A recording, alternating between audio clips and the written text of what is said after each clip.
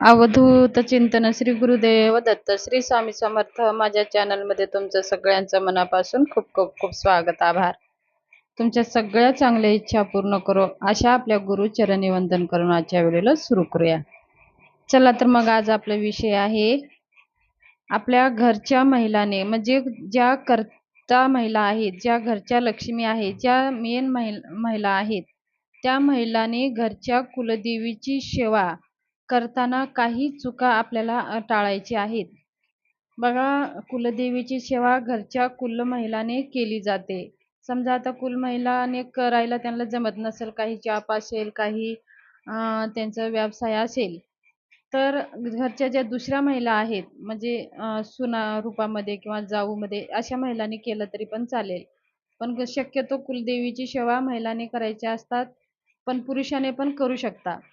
तर कुलदेवी ही आपल्या कुलाची देवी आहे. आपल्याला जीवनामध्ये, आपल्या परिवारामध्ये, आपल्या कुलामध्ये काही जरी अडथळे आहेत, काही संकटे आहेत, काही आपल्या मनासारखं घडत नाही, आपल्या जीवनामध्ये खूप काही प्रयत्न केले तरी ते आपल्या मनासारखं घडत नाही, मनासारखं यश आपल्याला प्राप्त होत नाही. लग्नामध्ये, कार्यामध्ये, व्यवसायामध्ये, मुलाबाळामध्ये, मुलांच्या शिक्षणामध्ये प्रगती होत नाही, असे अनेक कारणं आहेत.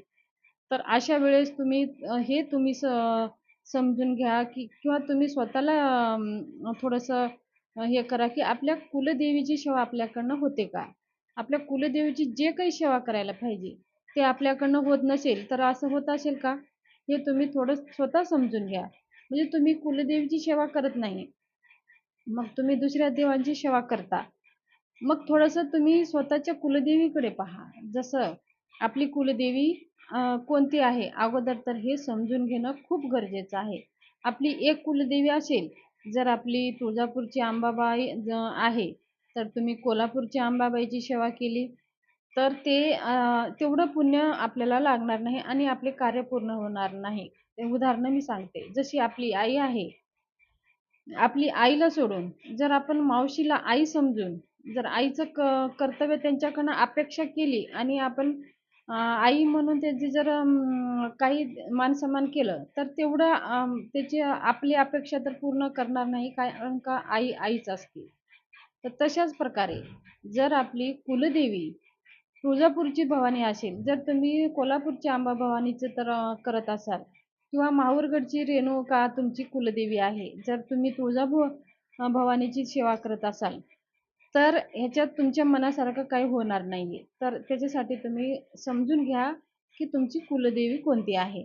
आता ते कुलदेवी कशी समजून घ्यावी, तर बघा, आपलं परिवार नातं हे कुळ गावाकडे समजा हे असतंच. आपल्या परिवारामधले, आपल्या भावकीमधले खूप काही 1 अन् 2 अशी आपली भावकी असतात. आता गावाकडनं काही लोक शहरामध्ये आल्यामुळे त्यांच्या कुलदेवी गावाचा संबंध तुटलेला आहे. पण कुणी ना कुणी जर असतंच. मग त्यांच्याकडनं कोणती देवी आहे, गावाकडे कसं परंपरा चाललेली असते, जी परंपरा चाललेली असते त्यांच्याकडनं तुम्ही समजून घ्या, की कोणत्या कुलदेवीची सेवा करतात. तीच कुलदेवी आपली असणार आहे. जेवढे काही आपले कुल आहेत, जेवढे काही आपले भावकी संबंधी जेवढे काही लोक आहेत, ज्यांच्याकडे जी काही कुलदेवी असते, तीच कुलदेवी आपली असते.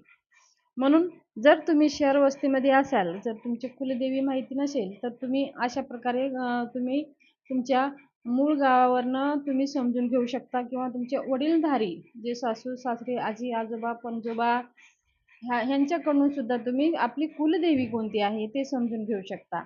आणि त्याच कुलदेवीची आपल्या घरामध्ये स्थान पाहिजे, देवघरामध्ये त्यांना स्थान पाहिजे, त्यांचा मान सन्मान पाहिजे. वर्षातून एकदा त्यांचं मूळ पीठावर जायचं आहे, त्यांना मान सन्मान करायचा आहे, किंवा आपल्या घरामध्ये काही चांगलं कार्य घडत आहे तेव्हा आई भगवती म्हणजे कुलदेवीला जाऊन सांगून यायचं आहे, की आपल्या घरामध्ये चांगले कार्य घडलेलं आहे. आई, तुझ्या कृपेने माझ्याकडे चांगले कार्य घडलेले आहेत, माझ्या कुलांचं उद्धार होत आहे. किंवा तुमच्या घरामध्ये लग्न जमत आहे, तर तुम्ही कुलदेवीला जाऊन मान सन्मान करू शकता. लग्न झाल्याच्या नंतर आपल्या घरामध्ये एक संतान प्राप्ती झाली, कुलदेवीला जाऊन आपण मान सन्मान करून आई कुलदेवीची वटी भरून आई कुलदेवीला सांगून यायचं आहे, हे कुलमाता कुलदेवी, तुझ्या कृपे आशीर्वादाने माझ्या घरामध्ये संतान प्राप्ती झालेली आहे. ह्याचं कार्य, ह्याचं जीवनाचं कार्य आणि सगळं काही तुझ्या कृपा आशीर्वादानं चांगलं चालू दे. अशा प्रकारे आपण आपल्या कुलदेवीची सेवा करायची आहे. आणि कुलदेवीला विसरायचं नाही. तुम्ही दुसऱ्या देवाला कितीही माना, कुलदेवी हे अजिबात विसरायची नाही. आपली कुलदेवीची सेवा झालीच पाहिजे. आपण काय करतो, आपल्या कुलदेवीची आपल्या काही मनोकामना असतात. आपल्या मनोकामना पूर्ण करण्यासाठी आपल्या कुलदेवीला सोडून आपण मग आपल्या दुसऱ्या देवीची पूजा, देवांची पूजा करायला जातो, व्रत करायला जातो. कुणाचे किंवा आपण पाहतो कोणी जर व्रत केलं, त्यांचं मनासारखं काही घडलं, अरे मग आपलं पण काहीतरी चांगलं व्हावं म्हणून आपण दुसऱ्यांचं पाहून आपली पण भावना निर्माण होते. आपल्या घरामध्ये पण खूप काही अडथळे आहेत, तर आपल्या पण काहीतरी चांगलं व्हावं म्हणून ते पाहून सुद्धा आपण करायला लागतो. पण काय होतं ते जे त्यांनी केलेले आहे तर त्यांना इच्छा पूर्ण झाली असेल, पण आपण आपल्या कुलदेवीची केल्यावर सुद्धा आपली इच्छा पूर्ण होते. असं नाही की त्यांनी जे व्रत केलं तेच व्रत आपण करावं. आपण आपल्या कुलदेवीची व्रत करा. तुम्ही मंगळवारचे व्रत करा, कुलदेवीच्या नावानं शुक्रवारचे व्रत करा, कुलदेवीचं मंत्र जप करा, कुलदेवीच्या टाकावरती तुम्ही कुंकुमार्जन करा, दुर्गा सप्तशतीचे पाठ करा. पूर्ण पाठ जर होत नसेल तर दररोज एक एक अध्याय वाचून तुम्ही कुलदेवीची सेवा करा. कुलदेवीचा मंत्र आहे ओम ऐं ह्रीं क्लीं चामुंडा इच्छे यथाशक्ती ह्या मंत्राचा जप करा. किंवा सर्व मंगल मांगल्ये शिवे सर्वार्थ साधिके शरण्ये त्र्यंबके गौरी नारायणी नमस्ते ह्या मंत्राचा जप करा.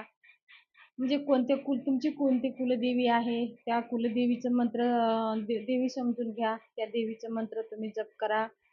कुलदेवीची सकाळी संध्याकाळी आरती करा. आणि जर आपल्या देवघरामध्ये कुलदेवीला स्थान द्या. सगळ्यात महत्त्वाचं स्थान कुलदेवीला असतो. कुलदेवीला स्थान द्या. दर मंगळवारी शुक्रवारी कुलदेवीची ओटी भरा. कुलदेवीची ओटी भरण्यामध्ये आपल्या घरच्या घरी पण भरू शकता. जर तुम्ही जवळपास मंदिर असेल तर मंदिरामध्ये जाऊन तुम्ही भरू शकता. मंदिरात जाणं शक्य नसेल तर आपण आपल्या घरामध्येच खण, नारळ, ओटीचं सामान, 11 रुपये दक्षिणा ह्या वस्तू घेऊन आपण घरच्या घरी देवीची ओटी भरू शकता. आणि ते ओटी भरल्याच्या नंतर ते साहित्य काढून आपण जागच्या जागी ठेवायचं आहे. धान्य जागेवर ठेवायचं आहे. आणि नंतर आपण पुढच्या मंगळवारी, शुक्रवारी, अष्टमीला, पौर्णिमेला भरताना तेच साहित्य आपल्याला वापरायचं आहे. कुलदेवीला मानसन्मान करून विनंती करायचं आहे, आपल्या घरामध्ये काही संकटे आहे, दुःख आहे, दारिद्र्य आहे, कुलदेवी तुझ्या आशीर्वादाने माझे सगळं काही दुःख दारिद्र्य व्हावं म्हणून विनंती करायचं आहे. कुलदेवीची एकदा तरी वर्षातून एकदा कुलदेवीचं जो स्थान आहे, मेन स्थान, तिथं जाऊन कुलदेवीचा मान सन्मान करून यायचं आहे. मान सन्मान म्हणजे काय, ओटीचं नाखन, नारळ, साडी, जे काही स्त्रीचं सौभाग्याचं लेणं असतं सगळं तिथं आपल्याला भेटून जातं. कुलदेवीच्या तुम्ही पीठावर गेला, जसं तुळजापूरच्या अंबाबाई, कोल्हापूरची अंबाबाई तिथं गेला तर तुम्ही सगळं देवीचं मान सन्मानचं वस्तू सगळ्या तुम्हाला तिथे भेटून जातात. त्याच्यात सगळंच आलं, स्त्रीचं सौभाग्य लेणं सगळं त्याच्यात येतं. तर ह्या सगळ्या गोष्टी आपल्याला एकदा जाऊन करून यायचं आहे. वर्षातून एकदा तरी जायला पाहिजे कुलदेवीची मान सन्मान करण्यासाठी. तसेच नवरात्रीमध्ये असे 4 नवरात्री असतात. प्रत्येक नवरात्रीमध्ये आई भगवतीच्या नावानं एक अखंड दिवा लावायचा आहे. आणि आपल्याला यथाशक्ती कुलदेवीची सेवा मंत्र जप करायचा आहे. जर तुमची कशी पद्धत असेल, जर तुमची जर पद्धत कुलदेवीची सेवा करायची परंपरा चालत आलेली असेल तर ती परंपरा चालू ठेवायची आहे.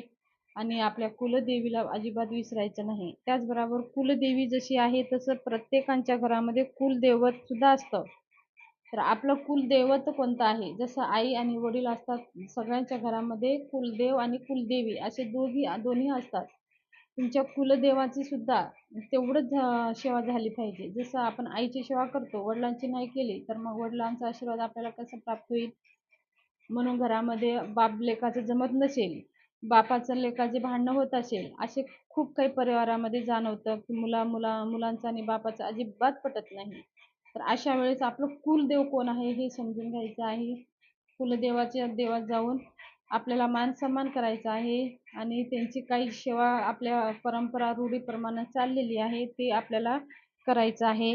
वर्षातून एकदा तरी आपल्या कुलदेव आणि कुलदेवीच्या मेन पीठावर जाऊन त्यांचा मान सन्मान करून यायचा आहे. असे केल्याने पहा आपले कुलदेवी आणि कुलदेवांचा आशीर्वाद आपल्या परिवारावर राहतं आणि घरामध्ये सुख, शांती, आनंदाचं वातावरण राहतं.